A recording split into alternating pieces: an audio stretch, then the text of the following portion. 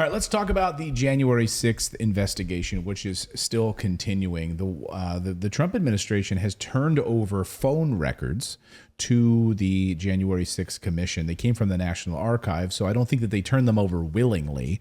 But during that day, they wanted to see who was the president talking to during those hours, during the hours of when the mob around 2 p.m. or so broke through the Capitol, and the hours preceding that when he called Vice President Pence and asked him to not validate the election results.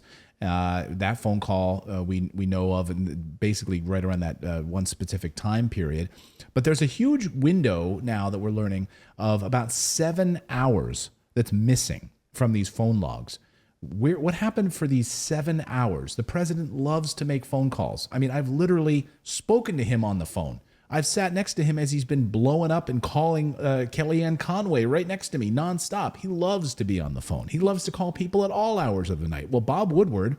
At the time, he still had Twitter, too, you guys. So let's put that in context. He would have been using his phone. And he wasn't. And he wasn't tweeting. And he wasn't. So there was a lot of questions about this. He did, though, take time out of his afternoon to go in and make that video message where he said, "We want peace. We love all of you. We want peace." That was about 4 p.m. But at 2 p.m. is when the mob broke through the Capitol. And there's this big window of about 7 hours where we simply don't know what has unfolded. And now there's questions this morning like, what is President Trump hiding? What is the Trump team hiding in those 7 hours? Right. And so former national security advisor and also Fox News contributor, former John Bolton, has told CBS News that he recalls hearing President Trump at the time use the phrase burner phones in several discussions. And he said the former president knew what it meant and he was referring to them. So then this is the question. Does this 7-hour gap get filled in by untraceable phone?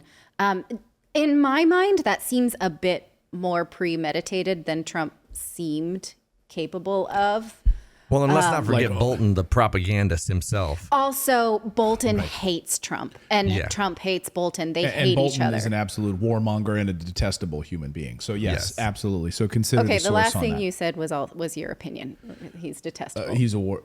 I don't think he's even really my opinion. He is detestable. You have to qualify things like that, honey. All right. You can't just say things like that. I think he is detestable. Okay. He is definitely a warmonger, and that is without a doubt. But anyway, Bolton, says that because earlier on Monday when the story, yesterday when the story is breaking, President Trump came out and said on Monday, I've never even heard the term burner phone before. I don't even know what that is. I've never heard that. So whatever, this is just garbage. But Bolton is now saying that no, we heard this commonly. That was a term regularly used in the Trump White House during those days. He says that there was often talk about burner phones in several discussions. The former president knew what it meant, he says. White House records obtained by CBS and Washington Post, and Bob Woodward's reporting on this, said that the House Select Committee is now investigating the attack, looking into whether or not he used a burner phone or a personal disposable phone whose contacts could not be traced. Okay, this would be on par with Hillary Clinton using her own email server, if not worse, right? Yeah. Yes. For sure. And so I'm not saying he wouldn't do it because of his detest of the independent email server. I'm not saying that. But what I am saying is that it seems a little sophisticated for the types of things that President Trump had done. Well, and so what do we know from the reporting? We do know that the president called Mike Pence, during that time. Yes. We do know that the president called Mike Lee of Utah during that time. We also know that during the 7-hour gap that Kevin McCarthy, Republican leader in the House of Representatives, called the president at that time. He admitted that. Kevin McCarthy admitted that he called the president. Well, then how did he call him? Because there's no record of it on the 7-hour call log. It's missing. But he says that he called him. So, there's a record that you called him. There's also a record of him speaking to an unidentified person during that time. So yes, everyone who hates President Trump is going to jump all over this story and say that there's a massive conspiracy here and that he was using secret burner phones to do what? I don't know, to coordinate an attack inside the Capitol? Perhaps. I don't know. We don't know. But I just wish this whole thing would go away. We've got other things to worry about than freaking January 6th. Well, I don't think so, because this will wrap back around. Like, if there are no consequences for what's happened, then it's carte blanche for everything else. I mean, this will wrap back around. They never have consequences. I know there's not going to be consequences. And George Bush is still a walking free man. Yeah, that's what like pisses me off about the whole thing, is there won't be any consequences. But, right. So let's just move on to something where we can get some consequences. Well, but then what is that thing, right? If we don't even try for consequences, I mean, being dragged through the press and going through this is a consequence that is negative for several people, John Bolton included, Trump included. But having read the Andrew Weissman book, who was one of the lead investigators on the Mueller investigation, it did seem like the Trump administration never did anything this premeditated. They just, like, even his kids, anyone who was ever around him, they didn't hide things. They never thought they had anything to hide. They thought they were invincible.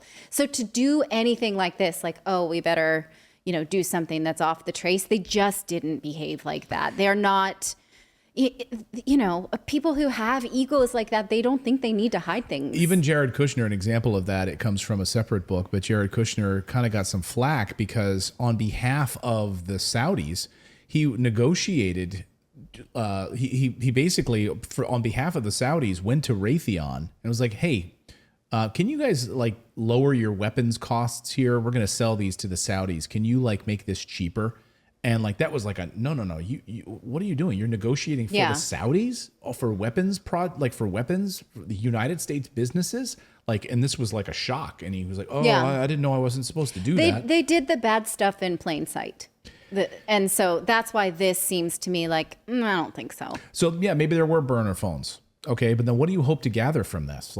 That there was some sort of president is okay, break in Nancy's office, go down the hall and now knock on that door. And now apparently though, there's questions about that after that period that he made 11 additional phone calls after this 7-hour gap. So why is it's just weird though.